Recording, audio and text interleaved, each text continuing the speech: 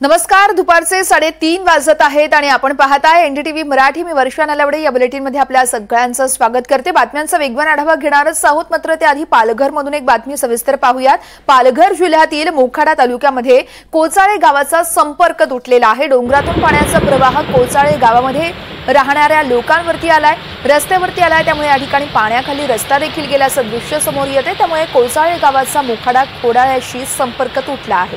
गावामध्ये 100च्या आसपास घर आहेत। बाजारपेठा आणि जीवनावश्यक वस्तूंसाठी कोचाळे गावातील लोकांना खोडाळा किंवा मग मोखाडाला जावं लागतंय, मात्र रस्ता बंद झाल्यानं नागरिकांचे पुरते हाल झालेत।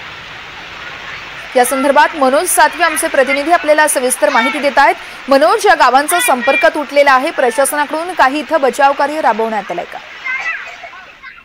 वर्षा, सध्या तरी या ठिकाणी कोणत्याही प्रकारची प्रशासनाची मदत पोहोचलेली नाहीये।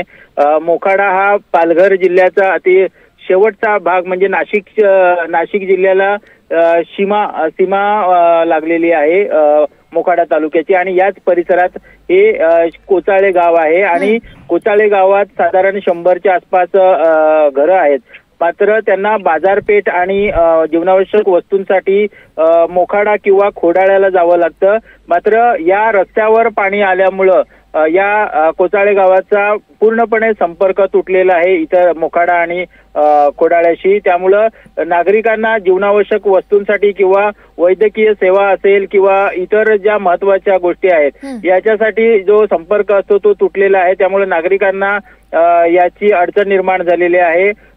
त्यामुळं प्रशासनाकडून या ठिकाणी मदत मिळावी अशी मागणी स्थानिकांकडून होते। वर्षा, मनोज, धन्यवाद दिलेल्या या सविस्तर माहितीसाठी।